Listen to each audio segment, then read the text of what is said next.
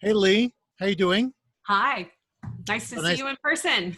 Yeah, it's great to have a conversation with you.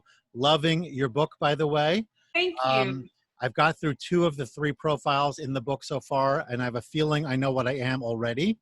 Oh, But yeah? there's a third one I still have to walk through, and I would love for you to tell us a little bit about the book, but in the context specifically. I've been doing these conversations about how to disaster proof your whatever, whether it's your brand, your business, your sales, your career. Um, and what struck me about your book, which again you're going to talk about more in terms of understanding your profile as a worker, it just struck me that it's a good framework, a good point of reference to understand how we interact with other people, as well as to leverage your style as a worker in a way, whether that's a boss, a direct report, or anywhere else, to leverage it in a way that really gives you that disaster proof Teflon type of feel, because people see the value in what you do and you're always finding the right opportunity. I don't want to say too much, but that's kind of where we're going with it. So because we just get knocked over the side, whether it's 9/11, the Great Recession, Corona, who knows what's coming next, hopefully nothing major, but something happens from time to time. We need to be ready for it. Talk us through how you would approach it, and more importantly, how we can be better positioned for success moving forward. Right. Well, that's a lot. So I'll preface this by saying that I wrote this book out of a sincere desire to communicate to people a framework that I have discovered for understanding and adapting to work with other people. That has really radically changed my life. When I started my search, I was a consultant managing a lot of change. And as you know, when you're managing change, and we're in an environment of change right now, you see the best and the worst come out in people. And I wanted ways to be able to quickly look at another person, understand how they were wired to function, and adapt to work with them better so that I could take them on a journey with me that felt good, rather than dragging people kicking and screaming to an end zone only to have them say, I kind of hate you, but this isn't so bad. Um, and when I started, there were over 40 different methodologies out on the market for understanding your leadership style, your management style. You could find your acronym, your spirit animal, your place in King Arthur's court, your acronym. I've studied many of those, and this book doesn't debunk any of them and doesn't seek to do that. But I was really looking for something that was much more visual, much more memorable, much more easy to embrace and understand and turn into action. And so the book really asserts it's one part a story of my career journey and how I struggled in the process of discovery.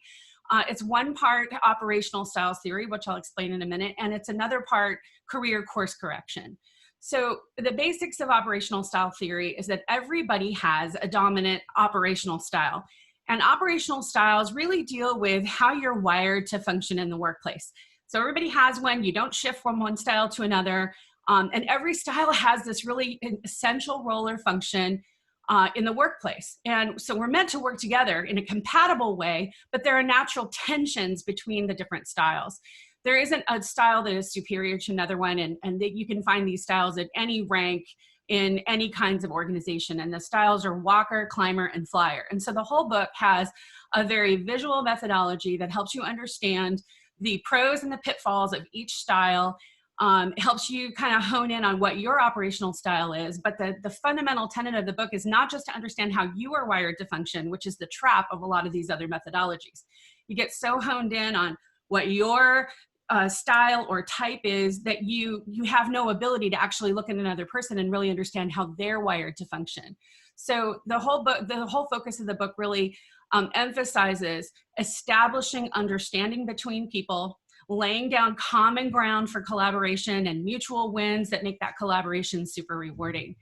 And so, it also deals with when our operational styles address how we view ourselves within the context of work, how we like to get things done, and how we prefer to operate, how we leverage relationships to do those things. And so, when I launched this book, it was a pretty prosperous season and there was very low unemployment. And it was easier to find a job. It was easier to be a little bit more selective in the job that you chose, and easier to choose work that may be more closely aligned with how you were designed to function and your hopes, dreams, and aspirations for the future. And so the book talks a lot about aligning your work to your design.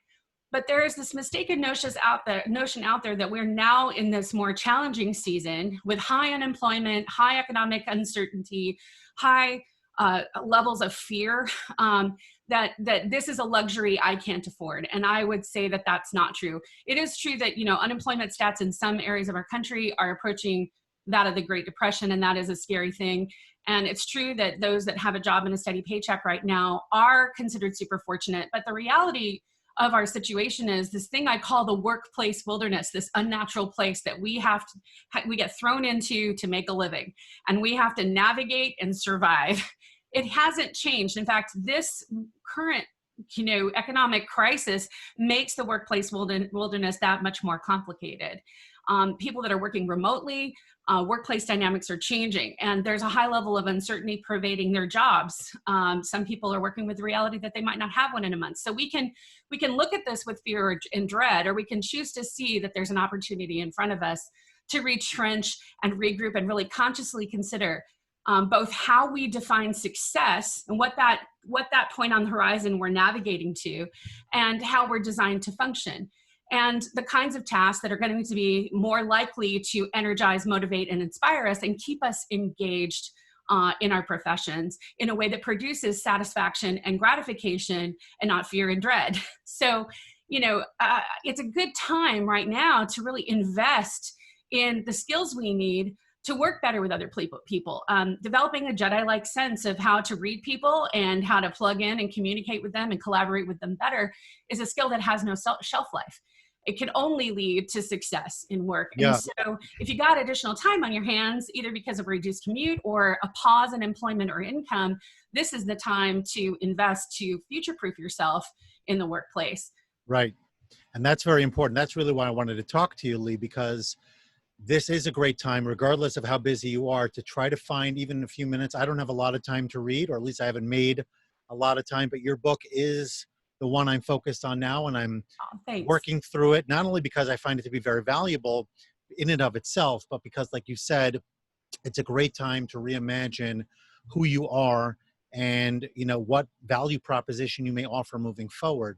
I was thinking about this conversation in part because I do believe very strongly that people who are, who want to see, there's, because of the nature of change and everything like that, we want people to value us at work. We want people to say, he can't go, she can't go. We can never let them leave because the value that they bring, the attuneness that they have, the social skills, all of those different pieces, as well as how they interact with other people. So like you said, it's about my own self-awareness. It's also about my impact and my interaction with other people. So in the pretty much 60 seconds or so that we have remaining, if you could just kind of wrap up for us a couple of action items people should be taking that are just going to help them moving forward, and then we'll wrap it up from there.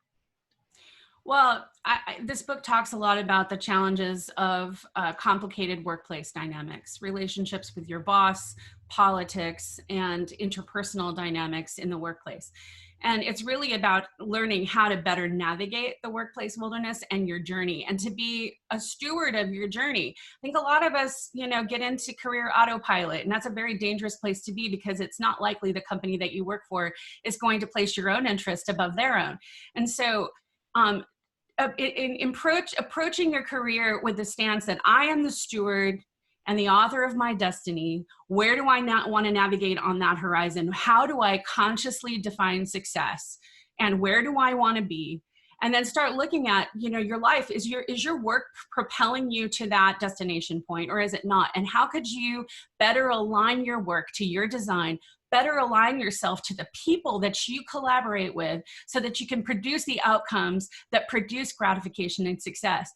It's so important. And the book really has, a whole bunch of, it's a long book because there's 13 different exercises in there that help you look back and look forward and define success in a way that's really meaningful.